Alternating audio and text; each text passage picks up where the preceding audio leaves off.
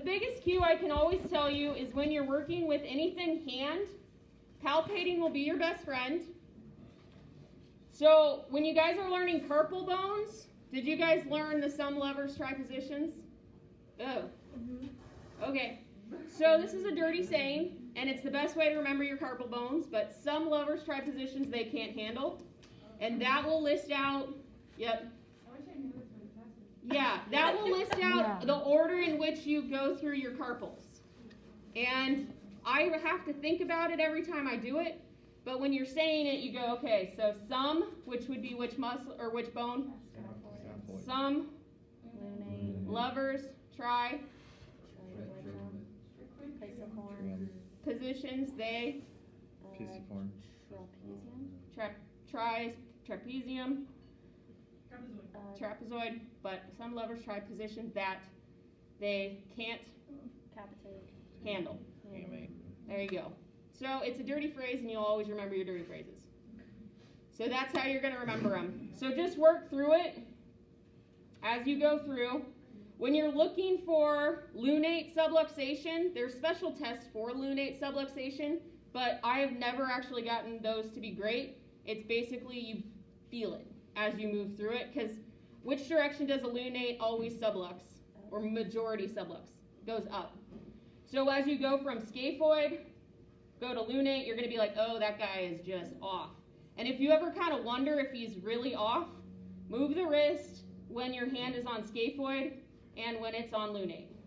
And you'll be able to feel that lunate just not move correctly. Okay? You can also really use glides. So gliding and then gliding between will also tell you a lot of information between. Okay? The next one is anatomical snuff box for finding scaphoid. Okay, we all know that one, yes? When you're looking and palpating, that's when you go into your Watson test. So all you do is you kind of palpate onto scaphoid, and then you have them radial and ulnar deviation. And it's testing for scaphoid. Watson's for scaphoid. I gave it to you. Very easy. Okay? Then you come across, those are your kind of big ones for your hand. When you're looking at hookah hamate and pisiform, which are often fractured, your best thing is to palpate, but then also know mechanism of injury. Because what's your mechanism for breaking hook of hamate? Direct blow. Foosh. More often they actually break it because they get pissed in the dugout and they take a bat and go boom, and they break it. Hockey stick, bat, tennis racket, any item. Also baseball bats and baseball helmets are notorious for breaking noses because they throw them against the back of the dugout and then it hits back into their face. Yeah. Then when you're looking at carpal tunnel, so your two carpal tunnel tests are Phelan's and reverse Phelan's, which is just dumb tests. They're kind of like ruse. Phelan's is you sit like this for a minute. Super fun. And your hand's supposed to go numb. I have carpal tunnel. This does not make my hand go numb. Going like this also does not make my hands go numb, which is reverse Phelan's. What is better is if you just look at right where your carpal tunnel sits and then palpate for fluid. That's going to be more of your key that you're having compartment syndrome or issues in there. You can also take radial pulse in there and see if there's a difference in strength between the two. Okay. When you're doing radial pulse, what is a differential if you have a weak radial pulse? That's other than carpal tunnel. That originates like in this area. Thoracic outlet syndrome. You can also have issues with just your extra rib. If you have an extra rib that interferes with thoracic outlet. You can also have compression issues into your shoulder. So make sure that you see if you do have a depressed radial pulse, that you're also looking at Phelan's, reverse Phelan's, the swelling around the area, and then maybe looking at neck and other thoracic outlet stuff. So those are your two big ones for that. Okay. Tinel sign, you can also use that if you wanted to piss off anything with your median nerve as it goes through. But I've never really used that one. I usually use it for ulnar nerve up here. So those are the major ones for wrist. When we get into the hand, we have compression. So we have long bone compression, stabilize base, stabilize the head, give them a little shake because they'll tense up, and then press the bone together for long bone compression. Okay, you can use that at any joint and press. When you're looking at joint issues, you can palpate for crepitus. And then when you fracture your metacarpals, what is that called? Boxers. So Murphy's sign is you make a fist, and you look at knuckle height for Murphy's sign. Because what happens when you break it? It will break, it will shorten and kind of overlap, and you'll lose that. So I have a slight Murphy's sign, but not bad because I did fracture my hand. So this one is a slight difference. But, did you break it? No. But yeah, it will usually be this top knuckle, and this one will be even with your other knuckles.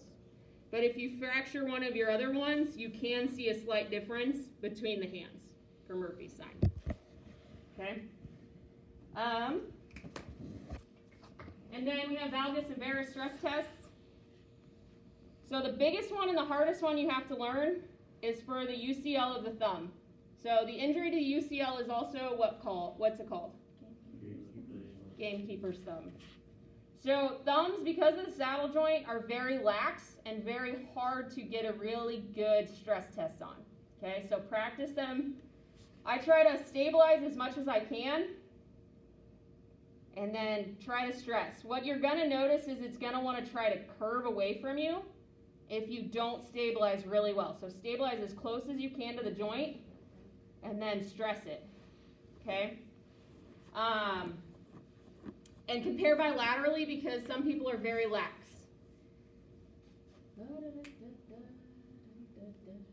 So let's practice those, which aren't very many, and then we'll come back and get to a couple, well, I guess we could do percussion, distraction, grip. I mean, these aren't that hard. Percussion, flick the tip. It's always a good one. Okay? When you're looking at grip, I'll give them, if they're a big person, my full hand. If they're a smaller person, I'll give them 3 fingers and ask them to grip as hard as they can. And you want to feel for the pressure in all of your knuckles and joints. Okay? So can they grip through the tip, and then can they grip in the base as they form that full grip? Or are they hesitant? Is one finger less strong than the other fingers when you're doing a grip? Then you can do pinch tests. So a pinch test, we'll use this hand. So I'd say pad to pad, tip to tip, okay? Tip to tip, hold, pad to pad, hold. And you want to look for strength and whether they can do it. Also for opposition for saddle joint, move across for opposition. You also want to do opposition for pinky or ring finger, just because it will work different muscles in your manual muscle testing to know for the strength of the joint. Because this might be manageable, but as soon as they get into an opening joint position, they won't be able to hold it. Okay? Axial load is a long bone. So the paper pinch test is a really silly test, which I've never once done. You basically have them hold a piece of paper between their fingers, and then you try to pull it out. Which, who on the sideline has a piece of paper? No one. So instead of a piece of paper, I will always just use finger. So it's the same test, just you're supposed to technically do it with a piece of paper. Cousins? Yeah. Cousins we did last week. Cousins is make a fist, and then they come up, or they come down, and they come up and try to extend. And it's for tendonitis up here. The other one you have for de Quervain's, which I didn't put on here. De Quervain's is you close your hand, you tuck your thumb, and then you straighten it out. And you're looking for tenosynovitis. Finkelstein's. Finkelstein's? I did put it up there? Yep. Yeah. Right below 10. Oh, I did. Yes. Okay, I did. Finkelstein's. So that one's there. Does that work? Cool. What's the acronym for carpals? Some lovers try positions they can't handle. It's a little not